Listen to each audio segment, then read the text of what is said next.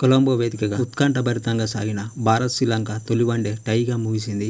కొలంబో పిచ్పై తొలుత బ్యాటింగ్ చేసిన శ్రీలంక జట్టు 8 వికెట్ల నష్టానికి 230 పరుగులు చేసింది.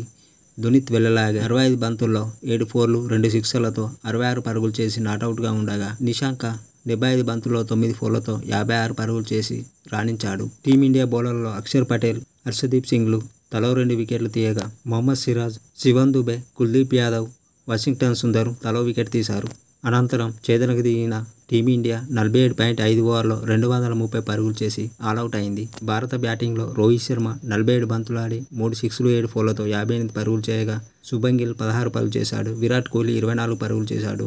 శ్రేయస్ అయ్యర్ 23 పరుగులు చేయగా, కేఎల్ రాహుల్ 31 పరుగులు, అక్షర్ పటేల్ 33 పరుగులు. అయితే శివన్ దుబే 24 బంతుల్లో 1 ఫోరు 2 సిక్సర్ల సాయంతో 25 పరుగుల వద్ద క్రీజులో ఉన్నంతసేపు భారత్ విజయం సాధిస్తుందని ధీమాగా ఉంది. కానీ ఒక్కసారిగా చివరి 2 వికెట్లు వరుసగా కోల్పోవడంతో మ్యాచ్ టైగా ముగిసింది.